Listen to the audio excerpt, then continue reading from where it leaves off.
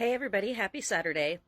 It is Orange Shirt Day for those of you who don't know, and I am obviously wearing all the orange that I can to support Every Child Matters.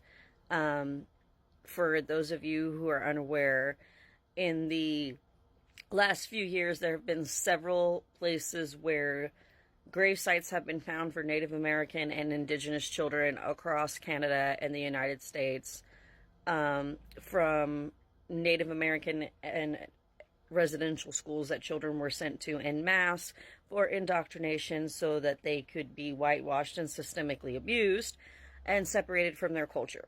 Now, we have found some sites that have contained hundreds of bodies, but at this point it's in upwards of thousands, and today is in support of those children who were taken from this world by imperialistic colonizer mentalities and unalived, and honoring them and asking for reparations and admission of guilt by governments, and for them to take accountability for what they have done and the mass genocide of multiple Native children across this entire North American continent.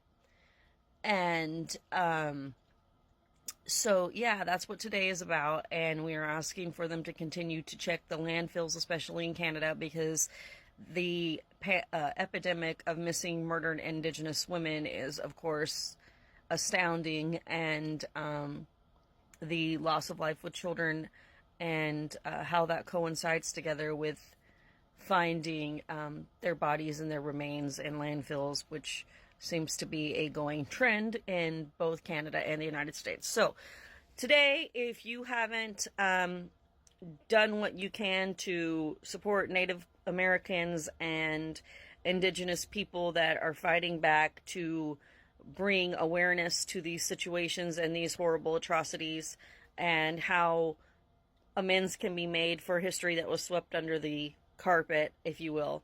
But anyway, that's not what I am here to fully discuss today, but I did want to give a little bit of a nod to that. I have one more announcement that I do want to make. Dance with Darkness comes out on October the 17th, and that is the anthology that I am in. I have been talking about it endlessly ever since I found out about the release, and it is on pre-order right now on Amazon, of course, and you can get paperbacks if you are interested in ordering those right now. And I'm going to be on 2 guest appearances to be talking about Dance with Darkness, which is going to be the first one on Monday at 8 a.m. Pacific Standard Time. That's West Coast time if you're in California, Washington, Oregon area. And then Central, it's going to be 10 a.m. So again, that will translate to Eastern time as 11 a.m. And I'm going to be on Speak Seductively with host Kyle Cannon. Unfortunately, Lily's not going to be able to attend with us that day, but still we're going to be discussing the book and the various things that are really excited about it, and we just wanted to share that with you. And then the other one that I'm going to be on will be next Sunday, October the 8th, and that one will be at 1 p.m. Pacific Standard Time, 4 p.m. Eastern Time. So if you're in New York, Boston, anywhere on the Eastern Seaboard, that will be 4 p.m. your time on Sunday. If you're on this West Coast end like me, that's going to be at a 1 p.m. our time. So get yourself a latte, a frappuccino, whatever it is that you enjoy. Maybe it's a cup of tea, and sit down and listen to me talk with Tanya about Dance with Darkness and all of the exciting things that have been happening, and especially to emphasize that the writer's strike has ended. And as those of you who may not be aware, but those of you who do know, I am also a screenplay writer who had just finished my first full-length screenplay for a feature film, so this is very exciting news. And that film script has been on a studio director desk for a little while, but of course nothing could happen with it because of the writer's strike. Now that the writer's strike and all of those provisions have been resolved, things can commence, and I'm pretty excited about that, and I think Tanya is too, so we're going to be talking about that. However, today is actually an episode of finalizing my paranormal stories and supernatural weird incidences, and this isn't the actual last episode. The last episode will be coming up here in a few days, and I've been really excited to do this with you guys and to share these stories with you. But this last one is actually kind of interesting, and this one comes out of my youngest son. When he was about 3 years old, we were watching a movie, and there was a specific special type of Ferrari that happened to be seen in it. And my son stops and he goes, no, wait, you have to rewind it. We're like, what's going on? So we rewind it, and he goes, my sister and I. And I'm thinking, my oldest daughter, his only sister. Oh, this doesn't have anything to do with your sister. And I'm like, what are you talking about? And he goes, we were in a car wreck and we were in an accident. And my boyfriend at the time, which again, I'm single for those of you who don't know, about to be going into my 4th year of being single and celibate and loving my independence. I've been doing really well on my healing path with that. So that makes me happy. So yeah, not all single people aren't happy, y'all. Keep that in mind.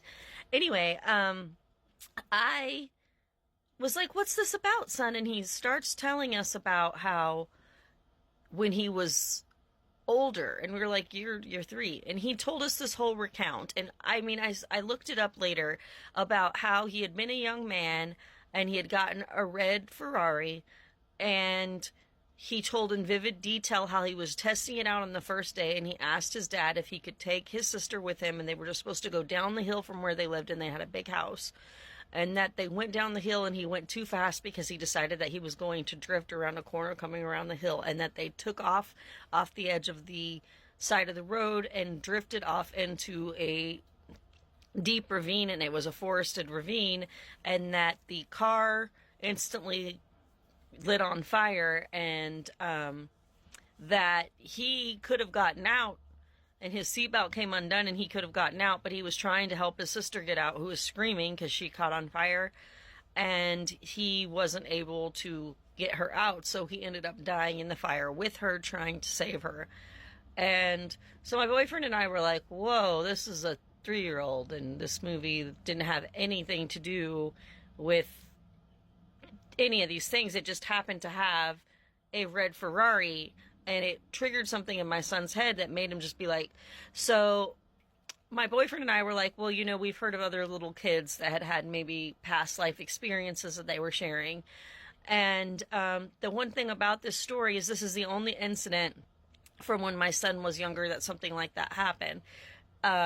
He did show certain signs of being like uniquely intelligent when he was a baby, but this particular scenario, we were just really fascinated by. And then my boyfriend was like, I think that this particular Ferrari type was really rare. So we went and we looked it up, and it was one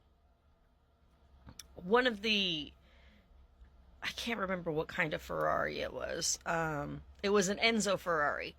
And the Ferrari Enzo is a beautiful red car. I mean, if you go online, like right here, that is the Ferrari Enzo. And Ferrari had a son who actually had Duchenne muscular dystrophy, which I found interesting because I have 2 sons. I am a carrier for DMD who are fully wheelchair bound and have this terminal illness. So it's been interesting to me that my youngest son, he's the only one of my children of my boys because it's mainly a male dominated inherited disease. Women can inherit it, but it usually doesn't manifest the same way. So he's the only one of my sons that actually is fully mobile. And so I thought it was interesting when he was telling us the story, and we went and we looked it up, and we found out that this particular Ferrari was made for Ferrari's son, and that he had wanted to race, and he was never able to. And it was just a strange kind of incident. And I mean, even now, it's one of those weird things that it doesn't make any sense. And like I said, he hasn't had any other incidents like that happen to him. But it just stood out. I thought that was a paranormal weird story I could share with you guys about my son describing this horrible accident in a past life when he was a little boy. And of course, he's almost 13 now, so it's been, well over a decade since this happened. And yeah, that is the last episode of our Paranormal Experiences and Weird Incidences series. And it should be episode 20. We have one more to go, and I will finalize that as we come into October. Happy fall, y'all, and have a great weekend.